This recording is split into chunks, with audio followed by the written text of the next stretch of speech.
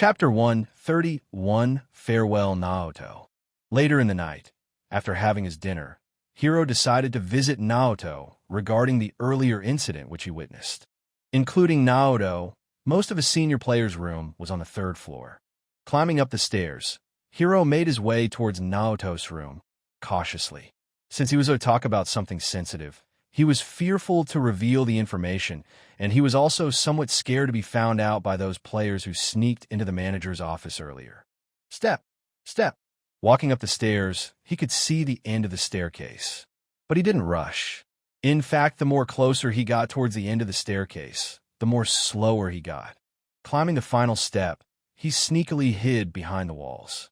For a few seconds, he stayed still at his place to hear any kind of sound coming from the hallway. The hallway, however, was ghastly silent. He then sneakily took a peek at the hallway. Bright light of LED bulb had lit up the entire hallway. Doors closed, empty hallway coupled with his fears. The empty hallway looked very sinister. He then looked to his left and to his right. But the hallway still remained empty and ghastly silent. Seems like everybody's inside their own room, Hiro thought after checking the hallway a couple of times. After confirming that nobody was present in the hallway, he began to walk towards Naoto's room, cautiously. Naoto's room was at the end of the hallway. After walking for a couple of seconds, he finally reached Naoto's room, completely undetected. Standing in front of Naoto's room, he then turned his gaze towards the direction where he came from, just in case. With nobody in sight, the hallway still remained completely empty. After confirming that nobody had seen him, he gently knocked on the door. Knock, knock. Hearing the knock on the door, Tatsuki, who shared room with Naoto, answered. Yes, come inside. The door is open. Twisting the handle, Hiro opened the door and entered the room. Seeing Hiro, Tatsuki, who was performing push-ups on the floor, stopped his action and spoke. Oh, what's you, Hiro? Are you here for some workouts? I doubt if he'd have any energy left in him after that run. Naoto, who was sitting on his bed with his back leaning against the wall with a book in his hand, joined in. Haha, you're right.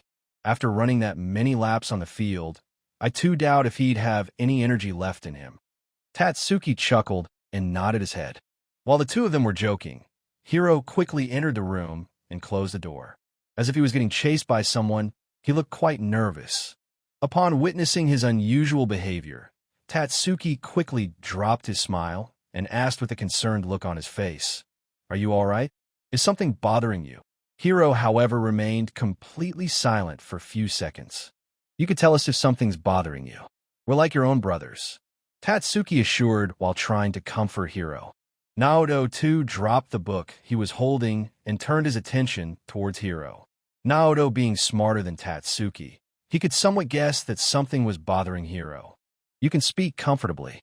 Nobody's going to hear us, Naoto assured. Hearing Naoto's words, Hiro felt a bit at ease. He then walked toward Naoto's bed and sat down. Today at around evening time, I saw Shodaro, Shunsuke, Takashi, and Yutaro sneakily coming out of Manager Makoto's office when he wasn't present in the office. Hiro revealed. As soon as Tatsuki heard about the thing which was troubling Hiro, Tatsuki burst out into laughter. And here I thought it was something serious. Unable to understand the reason behind Tatsuki's laughter, Hiro was left dumbfounded. Isn't it a serious issue? Like they snuck into manager's office without permission. Hiro exasperated. Indeed, what they've done is wrong. But I can assure you, they weren't in the office to steal or alter anything. They probably had snuck into the office to look at the name of the newly recruited players. Since some of us will be graduating from U18 team, they were probably curious about their new teammate. Naoto tried to clear his doubt in a gentle tone. But isn't it still wrong to sneak in a manager's office? Hiro argued. Since he believed that it was wrong to sneak into manager's office without his permission regardless of one's reason, Hiro simply couldn't agree with their point of view. Says the one who himself snuck into the pitch today. Tatsuki joked. How can you become professional if you justify such absurdity? Thought Hiro while glaring at Tatsuki. Tatsuki, however, didn't notice his glare because he was busy laughing. Don't worry about it, Hiro. I agree with you. I agree that what they've done is wrong, and I, as your captain, will definitely talk to them. Naoto tried to calm him down. Ex-captain Tatsuki continued to joke. In fact, Naoto and few other guys who were graduating high school at the end of March were leaving the team. And with the departure of the second-choice goalkeeper of Kawasaki Frontale Club, Naoto, who had already secured a professional contract, was going to play as third-choice goalkeeper for the senior team. Along with Naoto, Kanzuya, who had also secured a pro contract, was going to play for the senior team. And the rest of the players who didn't manage to secure a pro contract and were also graduating high school were leaving the academy to join university team or other amateur or professional teams. Departure of old players and arrival of new players at the beginning of each new session. Such scenarios were quite common in professional football academy. Yeah, as your ex-captain, I want to say that I enjoyed playing football with you, Hiro. I know that you'll soon make it to the professional stage as well. If lucky, we can see each other in national U21 team. If not, I'll have to work hard to play with you in senior national team. Naoto spoke while looking Hiro in the eyes. And while speaking such, his eyes moistened a bit. But to hide the tears forming in his eyes, he immediately smiled and continued. But just remember that it's not a goodbye. We'll meet again. Who knows, I'd even get to play with you when you turn 16. Ha! Chapter 132, Student ID Card. Monday, April 4th, 2022. Just as the sound of the school bell chimed for lunch break, Hiro, who was in his second year of middle school, began to pack his bag. Alongside Rin, who was still somewhat chubby, Masao, who had lost considerable amount of weight, approached Hiro while he was packing his bag. And unlike before, Masao's face looked quite cheerful. He no longer seemed like that meek-looking guy whom he met during his first day at school. Masato and his underlings had also been separated, and now only two of Masato's previous underlings were studying together with them in the same classroom. Placing his hands atop Hiro's desk, Rin leaned his body against Hiro's desk and spoke. So the day has come, huh? Hiro, who was still packing his bag, nodded his head and replied, It's the day of my debut. Sometimes I feel quite envious of you. Like you got good looks, you're good at sports, and now you're even playing in the Premier League despite being only 13 years old. Rin mumbled while staring at him, sounding quite envious. Ha ha, thanks for the compliment. And as much as I want to converse with you too, I'd have to leave for now. The match will be starting soon. Hiro giggled and thanked Rin for his compliments. Hiro then rose from his seat and grabbed his bag. And as he was about to leave, he turned around to say something. Aren't you guys going to wish me luck? Hearing his words, both Rin and Masao smiled and spoke in unison. Best of luck for your match. And as Hiro was about to thank the two of them, the other students present in the class suddenly wished him luck as well. Best of luck for your match, Hiro. Their well wishes totally caught him off guard and left him flabbergasted. Nevertheless, he was still happy to receive such warm well wishes from his classmates. Thus, he immediately bowed his head down and thanked them all. Thank you, everyone. After thanking his classmates for their well wishes, Hiro then hurriedly left the class. And since he was the only player from middle school who was going to play in the Premier League from his team, the team bus had to make a trip to his school to pick him up. Hurriedly making his way outside the main building, Hiro was running towards the main gate. But as he reached the main gate, he was stopped by the guard. Where are you going, student? The school hasn't ended yet, spoke the old man dressed in guard uniform while standing in front of the school gate. I am Takahashi Hiro. Hasn't the principal already informed you about my departure? Hiro questioned in a state of hurry. The principal has indeed informed me about the departure of one of the players. Wait, let me check who it was. Saying such, the guard began to rummage through his pocket. And after a few seconds, he took out a slip from his pocket and began to read, Takahashi Hiro. Yep, that's me. So can I leave now? Hiro nodded his head and started to walk towards the gate. But he was once again stopped by the guard. Show me your ID first. The guard then asked for his identification to prove that he was indeed the student mentioned by the principal. Fine. Hiro gabbled and then began to rummage through his bag for his student ID. But he couldn't find it. Unable to find his ID card, he started to panic. It's not here. He poured all his books and stationeries out of his bag, onto the floor to look for his ID card. And while he was searching for his ID card, looking all panicked, the guard spoke in his husky voice, "No ID, no gate pass." Since he believed that Hiro would start to make some excuses by saying that he forgot his ID and plead to let him go, he made it clear to Hiro that he wouldn't let him pass unless either the principal asked him to, or he could prove his identity. Honk! Honk! While Hiro was searching for his ID card, honking sound of a vehicle came from outside the gate. "Now who is it?" Mumbling such in an irritated manner, the old guard began to make his way towards the main gate. And just as he opened the main gate, a fat old man dressed in black suit with silvery white hair and round face appeared in front of his sight. That man was Manager Makoto. "Yes. Who are you looking for?" answered the guard while looking at the man in front. And even though he had never seen Makoto before, he was still polite to Makoto because of his job as a guard and because of Makoto's appearance. "I'm here to pick one of our player. His name is Takahashi Hiro. Would you please call him as fast as possible? I've already informed the principal about his leave." Makoto hurriedly replied. "Is he the player you've been looking for?" the guard asked while pointing at Hiro, who was still searching for his ID card, letting Makoto to take a peek at Hiro from outside the gate. Witnessing the sight of Hiro in front of him, Makoto immediately answered, "Yes, he's the one I'm talking about." But still the manager's words wasn't enough to convince him to let Hiro go. "Sorry, sir, but I still can't let him go unless I could see his ID card or I get the green light from our principal." Witnessing the guard's stubbornness despite him confirming about Hiro's identity, Makoto's face started to turn red from anger. Since the match was going to start from 2 p.m. sharp, they had about an hour and a half left to reach the stadium. Thus, the gatekeeper's stubbornness was getting on his nerves. However, he still suppressed his anger and went back to get his phone to call the principal. And just as Manager Makoto left towards a bus to get his phone, Masao came running towards Hiro.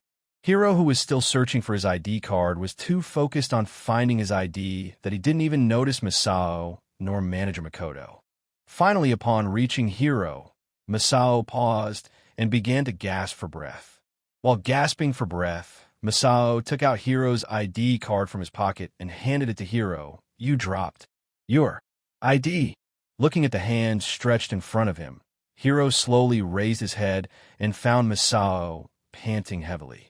Taking off the ID card from Masao's hand, Hiro rose up and hugged Masao. "Thank you, Masao. Thank you very much." Chapter 133, Kawasaki vs. Maebashi I. After releasing Masao from his embrace, Hiro handed his ID to the guard in front. The guard then took a quick glance at his ID card, and as he confirmed Hiro's identity, he finally permitted him to leave. "You can go," the guard spoke while handing him back his ID card. Taking the ID from the guard's hand, Hiro then hurriedly put his books and stationaries, which were scattered on the ground, inside his bag. And just as he was about to exit the main gate, he stopped in front of the gate and turned around. He then curled his lips a bit and spoke, "Remember this face and remember the name. I'll be leaving the school quite frequently after today." Hearing Hiro's words, the old guard's mouth twitched a little. And although it wasn't Hiro's intention to sound arrogant, his words and attitude still made him look quite arrogant in guard's eyes. Saying such, Hiro then stepped outside of the gate. And just as he stepped outside, he bumped into Manager Makoto, who was coming towards the gate with his phone. Upon getting bumped with Hiro, Manager Makoto nearly dropped his phone. However, he still somehow managed to save his phone from falling down. "Sorry, sir. Sorry, sir." Hiro began to apologize. "It's okay. I was just about to call your principal. But since you're already out here, let's hurry." Makoto spoke in a hurry. "Let's go. We have to reach the venue as soon as possible." The two of them then hurriedly rushed towards the bus. After boarding the bus, Hiro then walked towards the empty seat beside Shun. "Took you quite long," Shun commented. "Well, I lost my ID, and the guard wasn't willing to let me go without my ID," Hiro replied. And as he sat down, the driver hit on the gas pedal. On the way, he elaborated about his reason for being late. After about more than half an hour bus ride, they finally arrived at the venue. Maebashi IQEHS football ground. It was the home ground of the team that they were going to play against, Maebashi IQE High School, which was located in Guma Prefecture. And as the bus stopped, Coach Makoto rose from his seat and spoke. Everybody step outside in a queue. Don't rush. Don't panic. Stay calm and come down in an orderly manner. Remember, no pushing. Speaking such, manager Makoto stepped outside of the bus. Followed by him, other coaches too stepped outside, one by one. In an orderly fashion, one after other, all of the players boarded off the bus. After coming out of the bus, Hiro began to stretch his arms. So this is Maebashi IQE High School. Magnificent four-story building which covered a vast area, a huge gate, a huge empty space in front of the school building, few trees and decorations. The school seemed just like any typical high school from anime. And looking from in front, one couldn't even see the stadium. While he was analyzing the school in front, other players were busy taking out their luggage from the bus. Let's head inside quickly. Manager Makoto spoke and began to make his way inside the school. After walking for a while, they then arrived at the ground where the match was going to take place. About 100 yards in length and 50 yards in width, the ground in front looked quite similar to their home ground. However, unlike their ground, which was equipped with floodlights and sprinklers, Maebashi's ground looked quite bland as compared to their home ground. Well, it's only natural for high schools to have such field. After all, clubs are funded by several rich sponsors, thought Hiro while making his way towards the changing room. And as he was making his way towards the changing room with his teammates, he noticed some players dressed in green and white jersey warming up in the field. They were the players of Maebashi IQEHS. And since they were going to play in their own home ground, unlike them, they had already arrived at the pitch about an hour before. So they are the players of Kawasaki Frontales U18 team. One of the player of Maebashi IQEHS commented while looking at the direction of Hiro and his teammates. They look quite intimidating. Another player added, "What's there to be afraid? They don't even have two of their star players, Naoto and Kinzuya. But even without Naoto and Kinzuya, they're still a force to be reckoned with. So don't drop your guard against them." Player with number 7 on his back, who was also wearing the captain armband, reminded his teammates that even without two of their star players, they should still be cautious of them. Yes, Naoya is right. Another player with number 10 on his back nodded his head. Just as Hiro and his teammates finished changing into their black and blue jersey, Manager Makoto entered the locker room. Seeing Manager Makoto, everybody sat down and shut their mouth. Has everyone finished changing? Manager Makoto questioned them while standing in the middle. All of them nodded their head. Then let's go through our strategy once again. Speaking such, he walked towards the strategy board. Everybody, now pay attention. Our opponents, although they aren't considered one of the favorites to win the tournament, they are still a tough nut to crack. In previous season, they had conceded only 28 goals. If not the lowest, one of the lowest in the league. So you can tell that they're quite good at defending, and they'll stick to their usual counterattacking playstyle. So watch out for their long balls. They are also brilliant at executing offside traps. So keep that in mind and don't fall for it. Also pay special attention to their number 7, Naoya. As I've said before, he has very quick feet, and he's also insanely good at shooting. So try to limit his shooting space as much as you can. And you, Hiro, you try to hold the ball as much as you can. That way you can create spaces for your teammates. But once you find yourself in a favorable spot, don't hesitate to take the shot. Manager Makoto revised the strategy which they had been working on for past few days.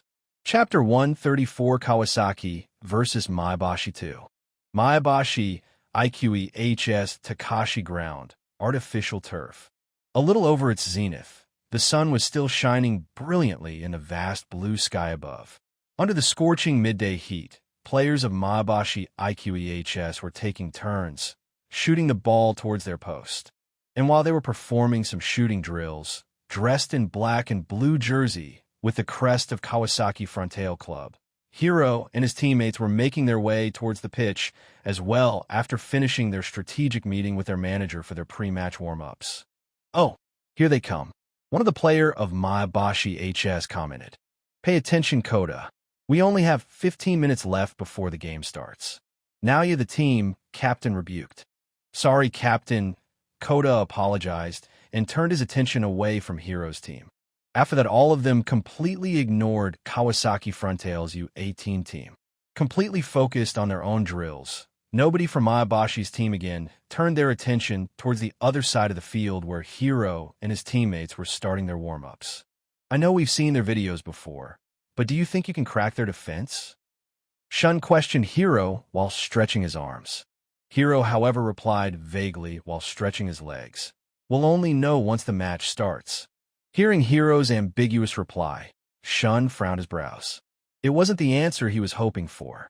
After about 5 minutes of stretching, Tomoyasu Hamasaki, Kawasaki Frontale U18's new first-choice goalkeeper, walked towards Hiro. Short black hair, sharp pointy nose, double-lid black eyes. Tomoyasu was about 5.11 feet tall, and he was in his third year of high school. As compared to Shun, who was only 5.7 feet tall, Tomoyasu looked like a titan. Hiro, shall we shoot some balls? Tomoyasu asked while fixing his gloves. Hiro nodded his head and replied, Where do you want me to shoot the ball from? Outside the box. Tomoyasu replied, and began to make his way towards the goalpost. Casually juggling the ball, Hiro made his way towards penalty box. Tomoyasu then gently tapped both sides of the post and tried to rub some grass, out of habit.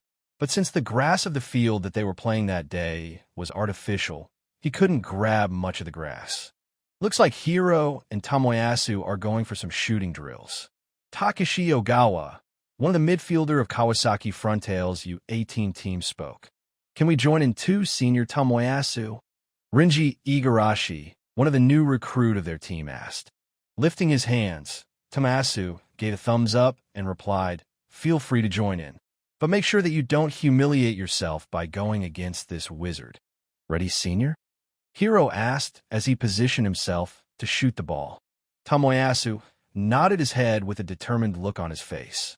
After about 15 minutes, four guys dressed in bright neon green colored t-shirt and black shorts made their way inside the pitch. They were officials responsible for conducting the match.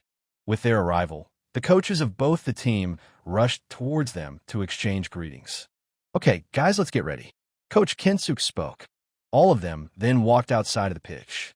After exchanging quick greetings and submitting the name sheet of the players to the officials, Manager Makoto returned back towards them. Tomoyasu, go. Gesturing Tomoyasu to head towards the pitch for coin toss, Manager Makoto mumbled. Tomoyasu, who was wearing the captain armband after the departure of Naoto, quickly rushed towards the pitch for coin toss. Winning the coin toss, Tomoyasu chose to select the side of the goalpost that they were going to defend. Before they went inside, Manager Makoto made a short comment and wished them well. Okay, guys, then best of luck. Play as you prepared. Hello, everyone. After about a year, I, Haruki Shimura, the commentator of the match, welcome all of you to the third match of day, first of Prince Takamoto Cup 2022. Today we have an interesting matchup between one of the favorites of the tournament and one of the defensive powerhouse team in the league. The commentator, who was seated at the sidelines, commented. And just as he was commentating, following the lead of the officials, players of both the team made their way inside the pitch side by side, lined up in a queue. The players of both the team are making their way towards the pitch, so let's welcome them with a warm applause. Not many spectators were present in the stand, and only few people who had nothing to do were present in the stand that day. The stands, which could hold about 200 people, looked mostly empty, and only about 30-40 people could be seen moving in the stands. Winning the coin toss, Kawasaki Frontale has decided to select the side of the pitch, which means Maebashi IQEHS will be kicking off.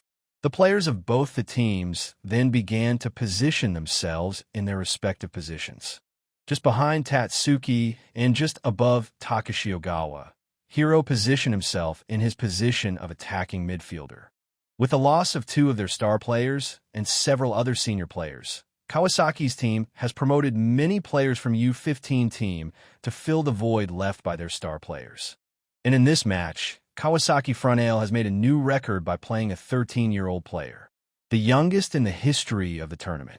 Hearing the commentator's announcement, players of Maebashi began to wonder about the 13-year-old kid mentioned by the commentator. However, since the commentator hadn't mentioned about the jersey number of that 13-year-old kid, those guys had no idea about who that aforementioned player was. playing a 13-year-old against those 16, 18-year-old kids? What's the coach of Kawasaki Frontale's team thinking?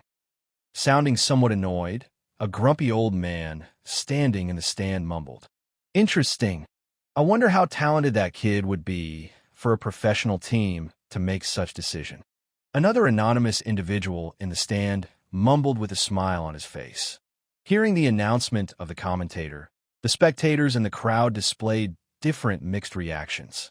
Some were annoyed, some pitying, while some were excited about seeing that aforementioned player.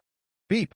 With the sound of referee's whistle, the match between Kawasaki Frontale U18 team and Maebashi IQEHS commenced at exactly 2 p.m. sharp.